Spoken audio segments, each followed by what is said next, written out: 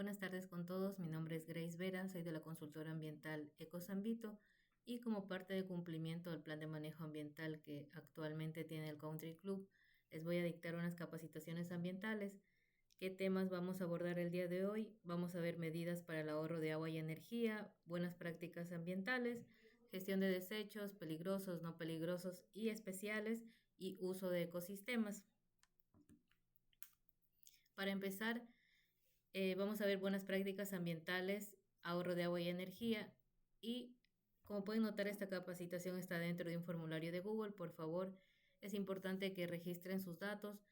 Estos servirán para el registro de asistencia y al final de este formulario pueden ver un espacio para que dejen cualquier pregunta o duda que tengan al respecto. Bueno, continuando con las buenas prácticas ambientales, ahorro de agua y energía, vamos a empezar por saber qué son las buenas prácticas ambientales. Las buenas prácticas ambientales son acciones que sirven para reducir el impacto ambiental negativo. Son medidas que pueden ser sencillas y útiles de aplicar, no solamente en el trabajo, sino también en nuestros hogares. Algunas de estas medidas pueden implicar cambios en procesos y actividades diarias, pero como veremos más adelante, existen medidas sencillas que podemos aplicar. En conjunto, las buenas prácticas ambientales ayudan a mejorar el ambiente. En cuanto al ahorro de energía, pero para empezar tenemos que entender por qué es importante ahorrar la energía.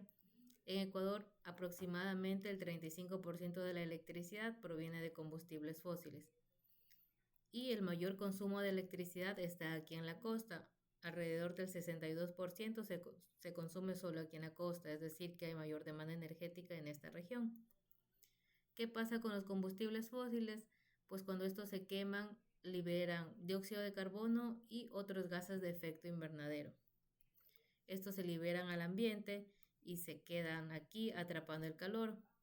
Como pueden ver en imagen, lo normal es que la radiación, el calor entre al planeta, una parte se absorba y otra se refleje, pero cuando estos gases de efecto invernadero están presentes, lo que hacen es retener el calor, calentando así la Tierra, produciendo algo que se llama calentamiento global y por consecuencia el cambio climático. ¿Por qué es importante ahorrar la energía? Pues se reduce su consumo. Con ello vamos a disminuir el impacto ambiental negativo que se asocia a la producción de electricidad y también vamos a disminuir las facturas de energía, pues al consumir menos nos va a venir menos en la planilla. El ahorro de energía también ayuda a optimizar los procesos de los equipos que los utilizan y así estos equipos van a tener una vida útil mayor y con ello evitar gastos por reemplazo prematuro.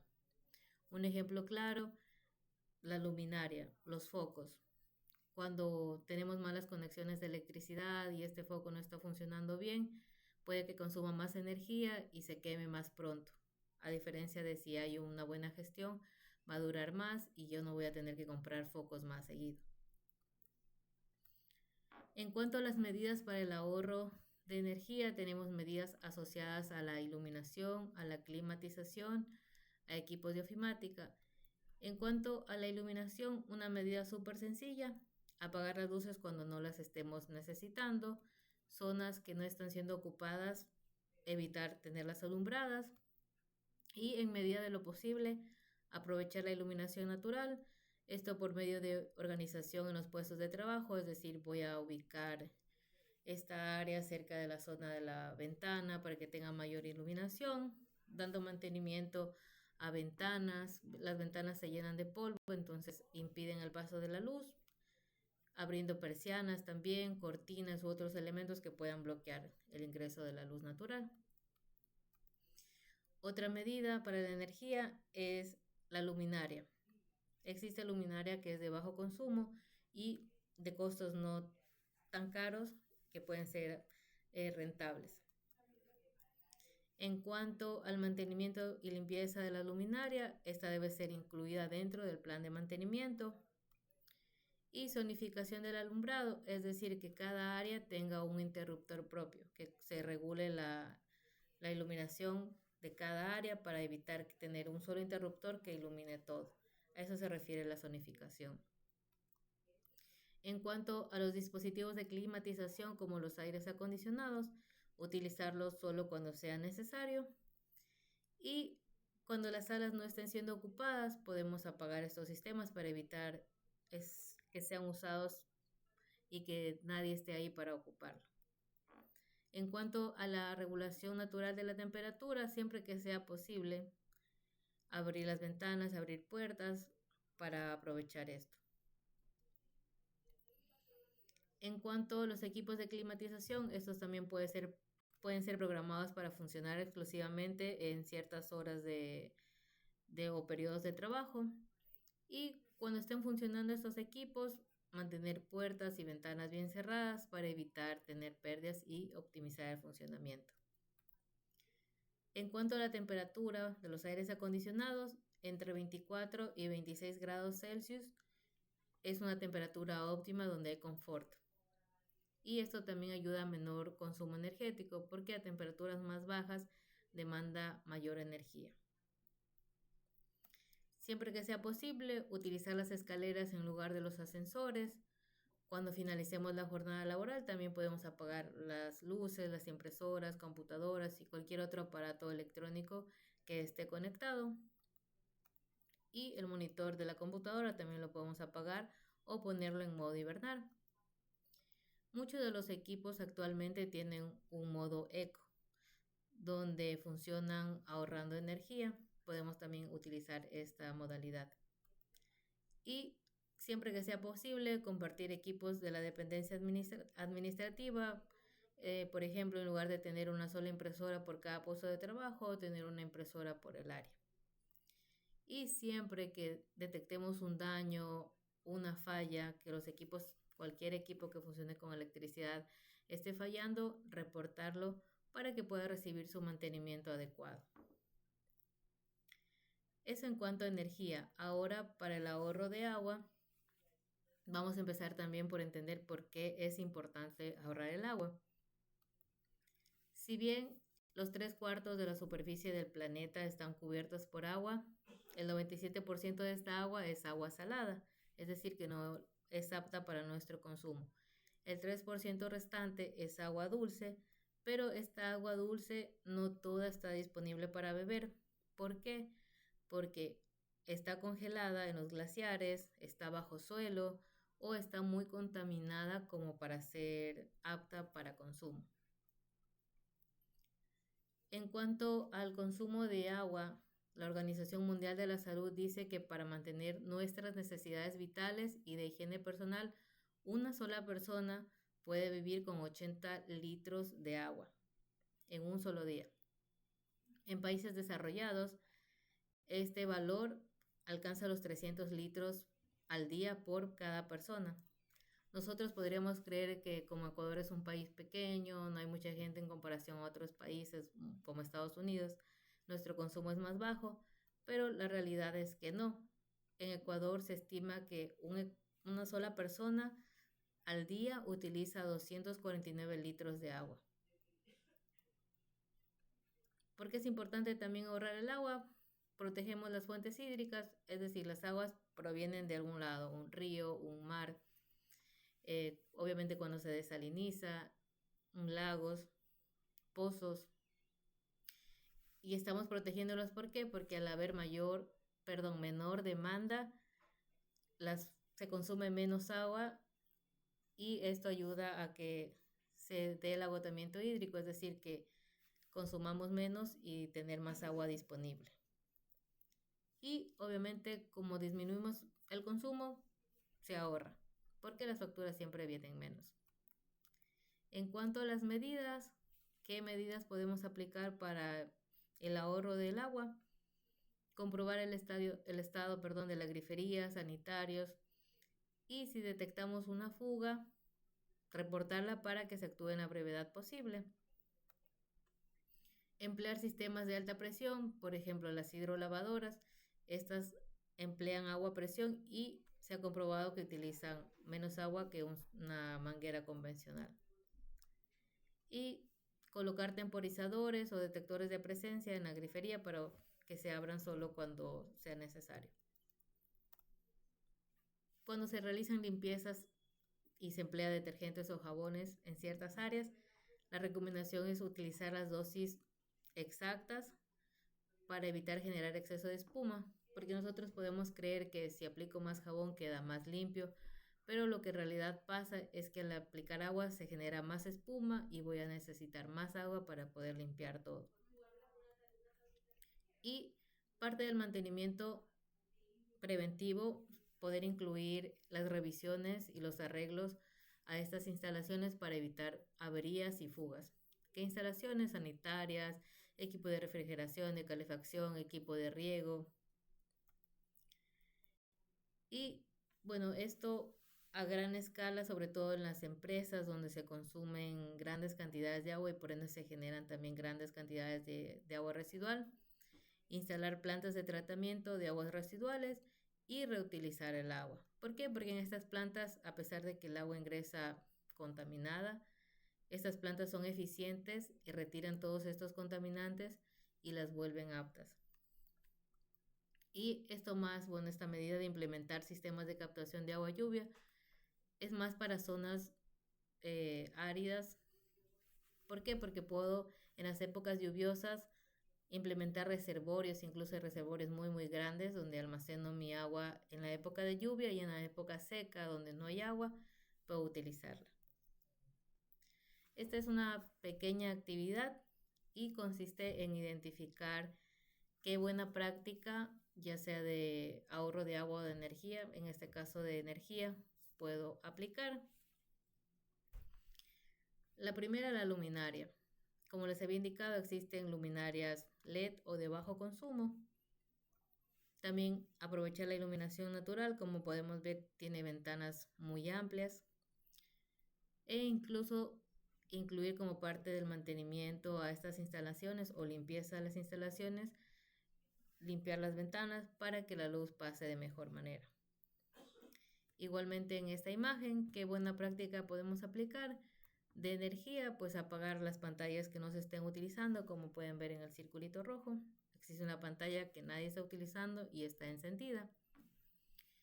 Y en esta otra imagen, ¿qué podemos aplicar en cuanto a energía? Les había comentado que podemos utilizar una impresora para toda la división en lugar de tener un equipo para cada puesto de trabajo. Como ven en la imagen, 2 impresoras para 2 puestos de trabajo. En esta imagen, qué buena práctica de ahorro de agua. Los temporizadores, para esto con el propósito de, por ejemplo, esta persona se está enjabonando y tiene la llave abierta. La idea de los temporizadores es de que funcionen solo cuando es necesario y la persona coloca la mano ahí y se vuelve a activar el chorrito de agua. Y también utilizar la dosis de jabón necesaria porque mientras más espuma yo haga, más agua voy a necesitar para remover toda esta espuma. Eso en cuanto a las medidas de ahorro de agua y energía. Recuerden que al final de este formulario existe un espacio para que coloquen sus preguntas o cualquier duda que tengan respecto al tema. Ahora bien, pasando a la gestión y manejo de residuos. ¿Qué es un residuo? Un residuo puede estar en cualquier estado, puede estar en estado sólido, líquido, gas, pastoso. Se caracteriza porque es el resultado de un proceso de producción, de transformación, de reciclaje, de utilización o consumo, es decir, es lo que resulta luego de que ha sido aprovechado. Y puede tener ciertas características, puede ser inflamable, corrosivo, tóxico, infeccioso. Existe una diferencia entre los que son peligrosos y los no peligrosos. Los peligrosos son desechos que van a afectar a mi salud si yo entro en contacto con ellos. Pueden afectarme y también pueden afectar a la naturaleza. Y los no peligrosos no representan un peligro para mi salud por sus características, pero sí un riesgo para el ambiente. Una diferencia clara, y lo vamos a ver más adelante, ejemplos de estos desechos, pero para tener una idea un poco más clara, un desecho peligroso son las jeringuillas que se utilizan en los dispensarios médicos. Si yo entro en contacto con estas, me puedo pinchar y contagiarme de algo. Un desecho no peligroso, el papel, cartón, plástico, yo los voy a tocar, no me va a pasar nada, no tengo ningún riesgo a mi salud, pero si los desecho en un lote baldío, en un río, estos contaminan y son un peligro para el ambiente o para la naturaleza.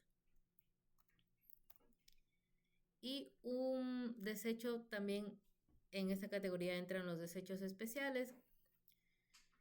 No necesariamente los desechos especiales son peligrosos, sin embargo, por su característica de que son muy voluminosos o se generan en grandes cantidades y que son difíciles de degradar, también tienen una categoría especial, que son los especiales, valga la redundancia. ¿Qué ejemplos tenemos aquí? Tenemos los neumáticos, cumple, que son voluminosos y son difíciles de degradar para el ambiente.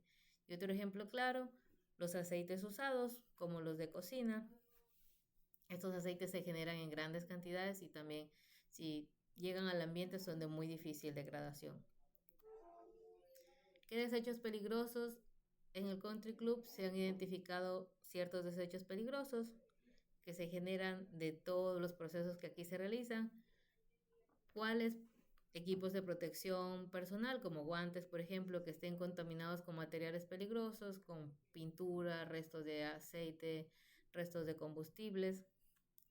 Los equipos eléctricos, electrónicos, es decir, todos los equipos que funcionan con electricidad, que no han sido desamblados, es decir, que no han sido desarmados, que están enteros, son desechos, bueno, en este caso son especiales y si ya se desarman, como puedo yo entrar en contacto con los componentes internos, ya se consideran peligrosos. Pero en ambos casos, ya estén enteros o estén desarmados, son desechos que deben entrar en esta categoría. ¿Qué otros desechos? Tenemos los cartuchos de impresión o los tóner usados, las luminarias, lámparas, tubos fluorescentes, focos ahorradores o cualquier otro que contenga mercurio, también entran aquí en esta categoría. Y todos los envases que tengan algún material peligroso, también. Estos, valga la aclaración, no deben ser reutilizados porque las sustancias que tienen en su interior son peligrosas para nosotros y para el ambiente.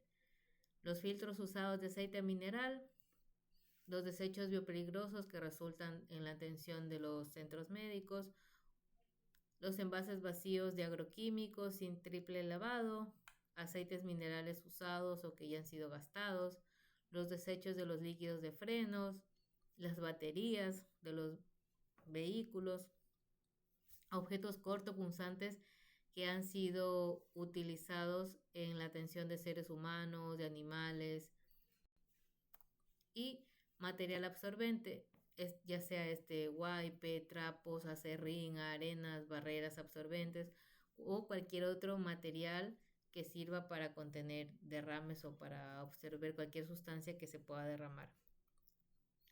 Y en la categoría de especiales, como les había indicado, están los aceites que ya han sido utilizados, los aceites vegetales que se han empleado en el proceso de fritura de alimentos. ¿Qué tipos de desechos no peligrosos hay? Bueno, todo lo que mencioné son peligrosos y especiales algunos. Y ahora los no peligrosos. ¿Cuáles? Tenemos dos categorías de no peligrosos, los comunes y los reciclables. Los reciclables, el papel, cartón, plástico, vidrio, lo típico reciclable que escuchamos. Y los comunes, cáscaras de frutas, basura, común. Ahora bien, todos esos desechos por ley deben ser gestionados de una manera adecuada. En esta gestión de desechos podemos identificar una serie de pasos, cuáles: generación, almacenamiento, recolección, transporte y disposición final. Nosotros, como trabajadores del Country Club o como personas, tenemos o estamos involucrados en la generación y almacenamiento, que es lo que pueden apreciar en el recuadrito rojo. Estamos involucrados en estas dos fases, lo cual no significa que no tengamos cierta obligación, que ya les voy a detallar más adelante.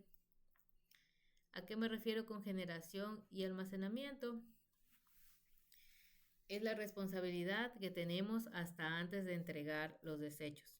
También tenemos la obligación de separar o clasificar en la fuente, es decir, identificar qué son plásticos, qué son orgánicos, qué es papel, qué son desechos peligrosos. Tenemos la obligación de separarlos y clasificarlos.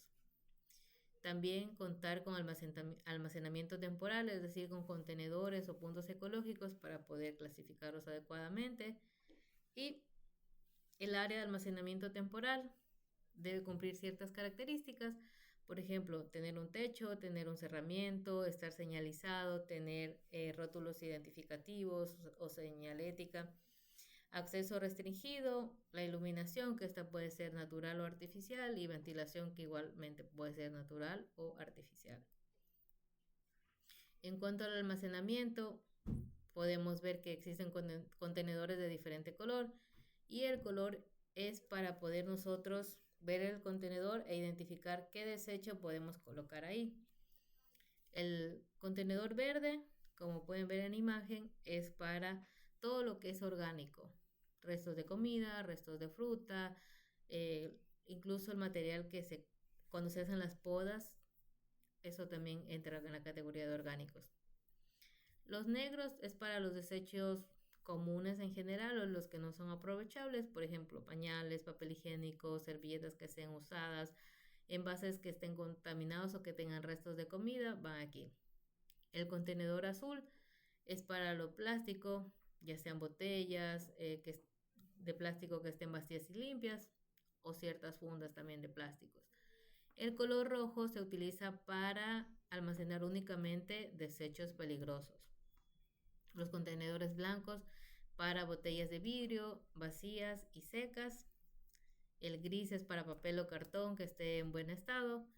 Y los contenedores naranjas por lo general para los desechos especiales como neumáticos, electrodomésticos grandes, escombros. Pero estos contenedores naranjas no son muy comunes en realidad.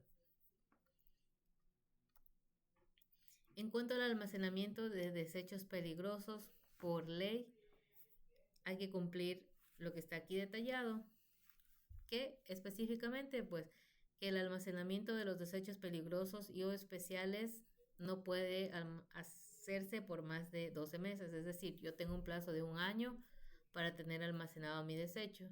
Luego de ese tiempo, ¿qué tengo que hacer? Tengo que entregarlo a un gestor autorizado por la Autoridad Ambiental Nacional, que es el Ministerio del Ambiente. También tengo la obligación de contar con un lugar para el almacenamiento, que debe ser amplio. ¿Para qué? Para que permita almacenar y manipular de forma segura estos desechos, porque recuerden que los desechos peligrosos tienen características que pueden afectar mi salud y al ambiente. El acceso, por lo mismo, el área debe tener un acceso restringido, debe tener señalética, el personal que entre a manipular estos desechos debe tener equipo de protección personal adecuado, los pisos de estas áreas deben ser impermeables. ¿Con qué finalidad? Pues existen, y como ya vimos, desechos peligrosos en estado líquido que pueden derramarse, llegar al piso, existir riesgo de incendio, entonces la idea es de que no lleguen al piso y causen una contaminación mayor. Un cubeto de contención para almacenar sobre él los contenedores que tengan esas sustancias líquidas, y estar separadas de las áreas de producción, de oficina, de almacenamiento de producto terminado, porque como sabemos son peligrosos y debemos evitar contaminar otras áreas, contaminar otros productos y poner a gente en peligro. En cuanto al área de almacenamiento, esta es una fotografía, bueno, son dos fotografías de un área de almacenamiento. La que pueden ver a su izquierda es un área amplia, sin embargo podemos ver, tiene techo, tiene cerramiento, tiene señalética.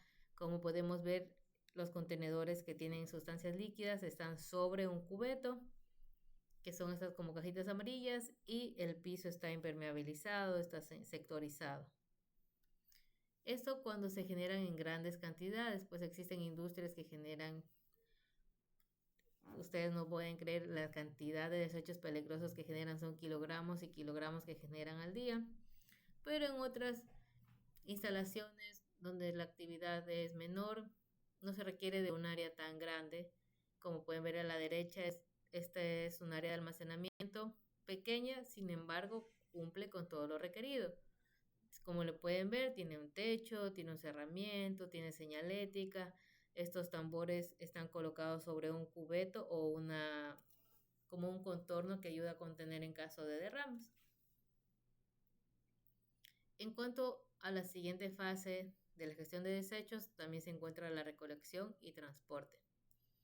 Es decir, que todos los desechos peligrosos o especiales van a recolectarse de forma que no afecte a los trabajadores que obviamente van a estar manipulando esto, ni al ambiente.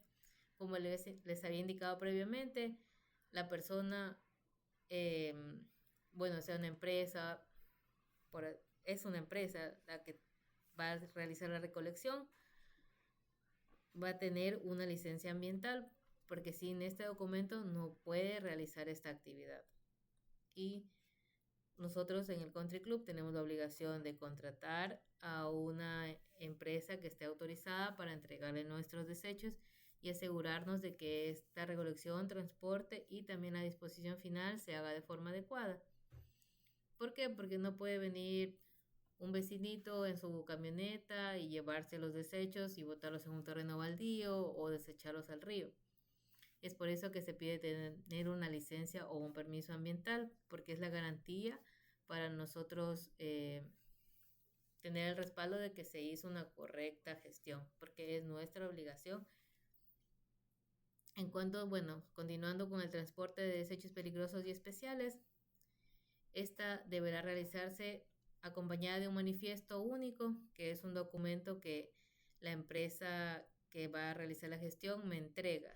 Este manifiesto único que contiene ciertos detalles, por ejemplo, quién es el transportista, qué camión lo transportó, es decir, las placas, el lugar de donde se retiró, el número de permiso, el RUC, qué empresa se lo lleva, a dónde se lo lleva y lo más importante, la cantidad y el tipo de desecho. Y como les había indicado, no puede realizarse en una camioneta cualquiera, tiene que ser un vehículo que esté diseñado y autorizado para esta finalidad. En esta imagen, bueno, en la imagen superior podemos ver un camión de unas personas que están llevándose unos desechos. Como pueden ver, tiene su equipo de protección personal adecuado y por las bolsas rojas podemos entender que son desechos peligrosos. En la parte inferior es un carrito recolector municipal de desechos no peligrosos y eso igual no significa que por ser no peligrosos la persona que lo maneja no deba usar equipo de protección. Al contrario, también puede representar un riesgo, sobre todo cuando los desechos entran en descomposición o vidrio, por ejemplo. Es por eso que estas personas deben usar también el equipo de protección adecuado. En cuanto al aprovechamiento, esta sería como un paso antes de la disposición final. ¿Qué se entiende por aprovechamiento? Todo lo que podemos utilizar. En el caso de los desechos comunes, todo lo que es orgánico puede ir a compostaje, es decir, a convertirse en un abono. Y el papel, cartón, plástico y vidrio, pues se entregan también a empresas recicladoras que van a utilizar esto para volver a generar vidrio, a volver a hacer plástico y así evitar enviarlo a un vertedero o desecharlo. Pero ¿por qué es importante toda esta gestión? Es importante entender que todos los desechos que nosotros generamos impactan de diferente manera al ambiente. ¿Por qué? Porque habrán desechos como por ejemplo una caja de cartón o papel periódico que si yo lo boto en el ambiente, el cartón por ejemplo en 3 meses ya no va a existir. El periódico igual en mes y medio ya no va a existir, se va a volver uno con el ambiente, por así decirlo, se va a descomponer. Pero no pasa lo mismo con una botella de vidrio o una botella de plástico. Por ejemplo, en la imagen pueden ver que dice botella de vidrio 450, perdón, botella de plástico 450 años y la botella de vidrio indeterminado. Es decir, que si yo las desecho en el ambiente, me va a faltar vida y ni así la vería a esa botella descomponerse e integrarse con el ambiente. Y así con los demás desechos pueden ver un hilo de pescar 600 años, lata de aluminio 200 años, colilla de cigarrillo de 1 a 5 años, estos vasitos que se utilizan para las bebidas calientes 50 años, una lata también 50 años, bolsa de plástico de 10 a 20 años, pero seguramente las que son oxo-biodegradables, y así con todos los elementos o toda la basura que nosotros generamos tienen diferentes tiempos de degradación en el ambiente. Y la disposición final, el último eslabón de la gestión de desechos. Este proceso consiste en aislar y confinar los residuos que ya no pueden ser aprovechados, es decir, yo ya no puedo convertirlo en abono, no puedo volver a hacer plástico, papel o vidrio con ellas, yo ya no puedo hacer nada con estos desechos, y lo que hago es aislarlos y confinarlos, es decir, voy a abrir un hueco en la tierra y ponerlos ahí de manera segura, o también aquí, bueno, como les quiero mostrar en esta imagen, sí, incinerarlos, que básicamente es quemarlos, es un método de disposición final. Pero bueno, continuando con la idea, la disposición final, el método más común son los rellenos sanitarios. Esto sobre todo para los desechos comunes, los que generamos en nuestros hogares, por ejemplo. Estos se van a un relleno sanitario. ¿Qué es un relleno sanitario? Es un hueco en la tierra que tiene una capa impermeable para evitar que el líquido se vaya por los lados, pero en la parte de abajo tiene un sistema que recolecta todos estos líquidos para tener o conducirlos a un área específica y así evitar contaminar todo. También, como pueden ver en la misma imagen, tiene aquí unos tubos. Eso es para que el gas que se genera producto de la descomposición de todos estos desechos pueda salir de manera segura y no generar incendios. En cuanto a los desechos peligrosos, existen diversos métodos. El más utilizado aquí es la incineración.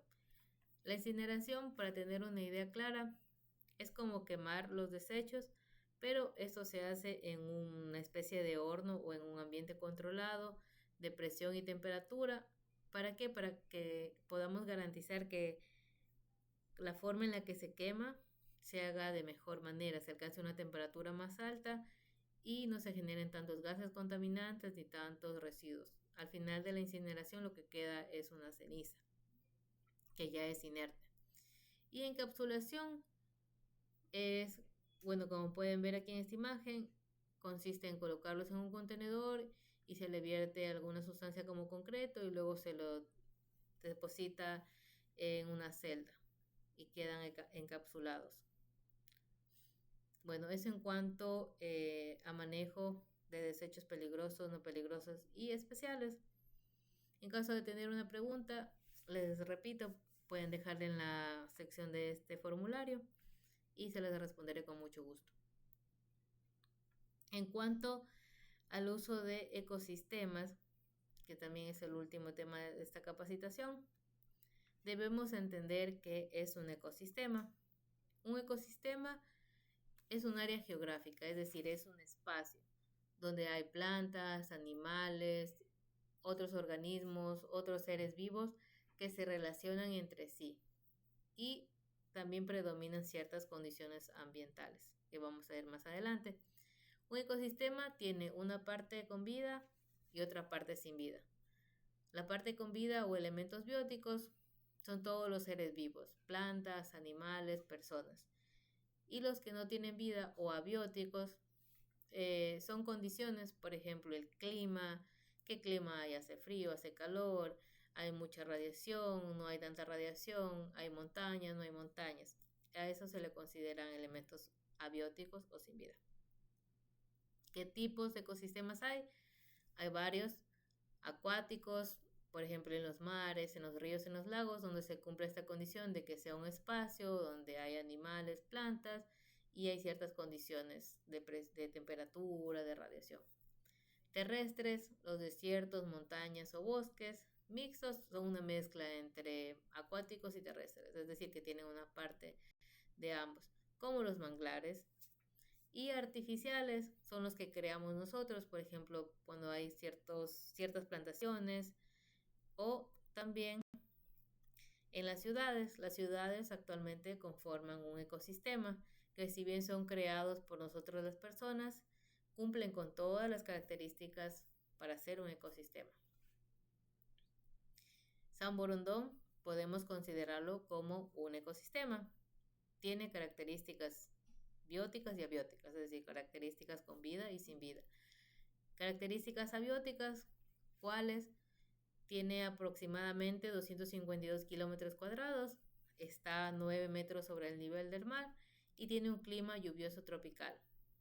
Y características bióticas, personas, hay 72.000, un poquito más de 72.000 habitantes, existe flora y fauna, es decir, hay plantas y animales. ¿Qué plantas o flora podemos encontrar? Mangle blanco, mangle rojo, el guayacán, el bototillo, la jagua, el membrillo de cerro, que son plantas que podemos encontrar en San Borondón. El guachapelí, el bejuco de ajo también, la planta de guasmo, el algarrobo.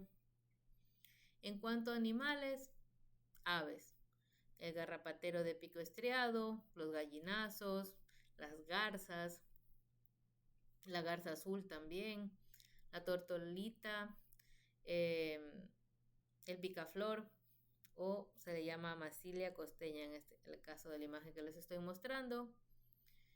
¿Qué otros animales? Las ardillas, el mono aullador de la costa, el coatí. En cuanto a herpetofauna, las iguanas, las salamanquesas, los sapos, las ranas también forman parte de la fauna. Y todo esto, ¿por qué les muestro estas plantitas y animales? Porque hay áreas sensibles cercanas. Como pueden ver en este mapa, nosotros estamos en la flechita roja y todo a nuestro alrededor es verde, es decir, hay plantaciones donde hay animales. Es por eso que cuando hay crecimiento urbano o se hacen construcciones, los lugares que servían de hogar para estos animalitos, tanto y para las plantas también, deja de existir, y sobre todo los animales pierden su hogar y tienen que desplazarse a otro sitio, tienen que buscar un nuevo hogar. Y ese es el problema por el cual es muy común que en ciertas zonas se vean a estos animales y que se pongan en peligro ellos y nosotros. Por ejemplo, esta imagen es de una mapache que estaba preñada y que se encontró en el aeropuerto de Guayaquil. Y un cocodrilo también en Puerto Azul.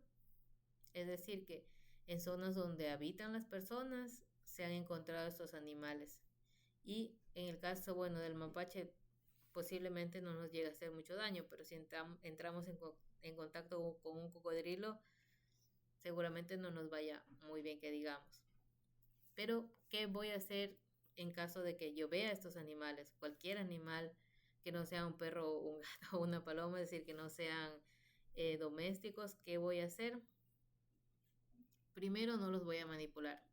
Yo no voy a intentar agarrar el animal, acariciarlo, tampoco le voy a arrojar algún elemento que pueda lastimarlo, no les voy a botar piedras, palos, nada. Voy a mantener una distancia prudente. Yo siempre digo, mientras más lejos mejor, y respetar su espacio.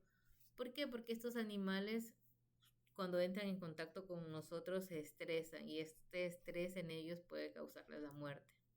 Y también que reaccionen de mala manera y nos puedan atacar. Obviamente no los voy a capturar con la finalidad de mantenerlos como un animal de compañía, ni tampoco les voy a dar alimento. Y si el animal está en riesgo o estoy yo en riesgo, tengo que llamar a la autoridad. ¿A quién voy a llamar? Al 911.